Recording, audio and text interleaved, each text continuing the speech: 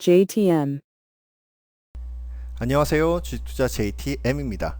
12월 6일 매매 일지입니다. 그 전에 오늘은 12월 13일이고요. 오늘 중요한 일정이 하나 있습니다. 11월 미국 소비자 물가지수 CPI 발표가 있죠. 지난 10월에 9월 CPI 발표했을 때 큰 차이는 아니었지만 기대치 이상의 수치가 나왔을 때 시장은 급등했습니다. 그리고 그 전 발표를 생각해보면 마찬가지로 기대치 이상의 수치가 나왔을 때 시장은 폭락했습니다. 주식시장은 선행성이 있어서 미리 반영하는 경향이 있죠. 시장을 움직이는 흐름에서 지표의 영향이 어느 정도일까요? 상승과 하락을 우리가 예상하기 너무 어려워요. 우리는 변동성 포인트로 보는 것이 좋을 것 같습니다. 오늘 CPI 예상치는 7.3%, 식품과 에너지를 제외한 근원 CPI 예상 수치는 6.1%예요. 전망가 예상은 맞을 수도 있고 틀릴 수도 있습니다. 방향의 결정은 시장에서 합니다. 우리는 이 변동성 흐름에서 어떻게 수익을 내면 될까에 대한 고민과 전략을 생각하는 것이 맞겠죠. 12월 6일 기준 해외 시장은 큰 폭의 하락이 있었습니다. 미국 서비스업 구매 관리자 지수 PMI가 발표되었어요. 예상보다 높은 지표로 경제가 괜찮다라고 볼 수 있고 아직 높은 물가와 임금 수준으로도 볼 수 있습니다.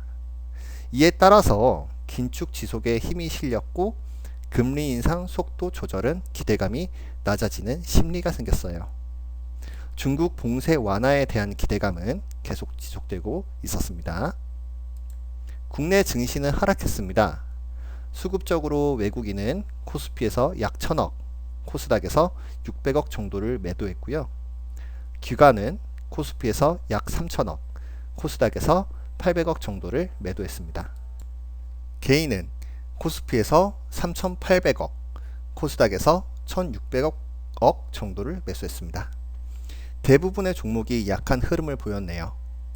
테마 섹터의 움직임에서는 중국 리오프닝 기대감으로 중국 소비 관련 업종으로 여행, 항공 관련 종목이 소폭 상승했습니다. 매매 요약입니다. 시장에 고점 우려가 있는 날이었지만 종목 급등으로 2개 종목을 매매 완료했어요. 저스템 5.9%, 위니아 에이드 22.4% 수익 실현했습니다. 첫 번째 종목은 저스템이에요. 10월 28일 코스닥 신규 상장한 종목이고요. 공모가 1,500원, 공모 경쟁률은 약 280대 1이었습니다. 주 사업은 반도체 관련 업이고요. 반도체 습도 제어 제품을 생산, 판매하고 있습니다. N2 퍼지 시스템으로 제조 장비의 환경을 제어해서 수율을 향상시키는 장비이고요. N2 퍼지 시스템은 웨이퍼 이송용기에 질소를 주입해서 습도를 떨어뜨려 웨이퍼 품질을 향상시킨다고 합니다. 주요 제품으로는 LPM, BIP, CFB 등이 있고요. 현재 기술을 바탕으로 디스플레이, 태양광, 2차전지 열처리 장비도 개발해서 신사업을 준비 중이라고 합니다. 주 매출처는 삼성전자, SK하이닉스, 마이크론 등이고요. 전방산업은 반도체 업황입니다. 경기에 영향을 받을 것으로 보여지고요. 반도체 수요와 재고, 생산 부분을 포함한 반도체 경기가 중요한 부분이 되겠네요. 작년까지 매출액과 영업이익은 꾸준히 증가하고 있고요. 작년 PBR 기준으로는 고평가, PER 기준으로는 저평가 상태입니다. 성장률이 좋은 부분이 있고요. 매출의 전방 사업이 반도체 업인 부분과 신규 상장 주이기 때문에 보호 예수가 풀리는 부분을 잘 봐야 합니다. 1개월 보호 예수 해제 수량이 전체 주식수의 10% 이상이에요. 12월 6일 습도를 1% 수준으로 제어할 수 있는 신제품 개발 뉴스가 나왔고요. 12월 8일에는 마이크론 메모리 재팬과 공급 계약 공시가 있었습니다. 기간은 1년 정도이고요. 최근 매출액 대비 5.17%의 계약이네요. 매매 내용이고요. 실전 매매 결과입니다. 11월 21일 공모가를 하회하는 주가로 매수를 했고요. 12월 6일 습도 제어 수준이 높은 제품 개발 뉴스로 급등이 있었습니다. 시장이 그렇게 좋지 않은 상황에서는 재료의 크기와 연속성, 확장성 이런 것들을 판단하는 것이 중요합니다. 급등을 이용해서 매도했고요. 세후 5.9% 수익 실현했습니다. 맥점 차트입니다. 신규 상장주로서 등락이 크죠. 종목에 대한 기대와 상장 시점의 시장의 분위기에 따라서 변동성은 더 커집니다. 그리고 나서 적정 주가 수준에 맞춰서 찾아가겠죠. 올해는 상장주가 엄청 많았어요. 이 중에서 어떤 회사가 괜찮은 회사인지 볼 줄도 알아야 됩니다. 상장 당일에는 조심해야 되는 부분이 너무 많고요. 청약받은 공모가에서 많이 차이가 난다면 더더욱 조심해야 됩니다. 아주 오랜 기간 동안 물릴 수가 있어요. 공모가에 산 주식을 우리가 비싸게 다시 사줄 필요는 없습니다. 그들에게는 수익이겠지만 우리에게는 큰 위험을 감수해야 하는 부분이에요. 물론 종목에 따라 다르긴 하겠죠. 이 종목의 공모가는 1,500원이었어요. 상장할 때부터 보던 종목이긴 한데 반도체 업황이 안 좋으니 낮게 사는 것이 굉장히 중요했습니다. 단기 전저점에서 매수를 했고요. 이평선, 편차, 매물대보다는 라인에서 매수했습니다. 이후에 하락하고 횡보하는 움직임이었고요.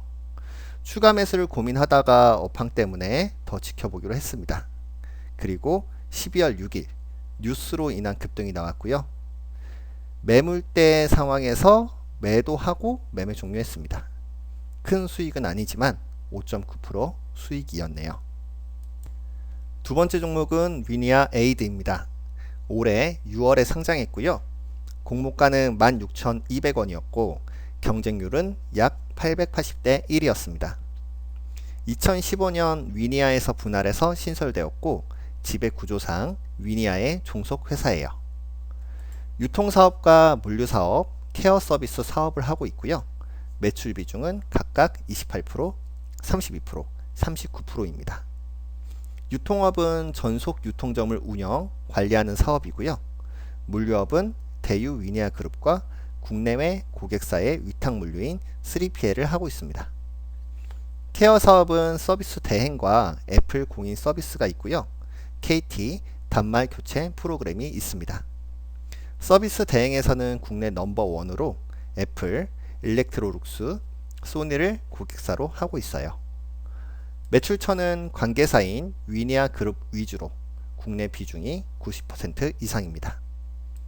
전방 산업은 선택적인 소비재이기 때문에 경기 변동에 영향을 많이 받을 것으로 생각됩니다.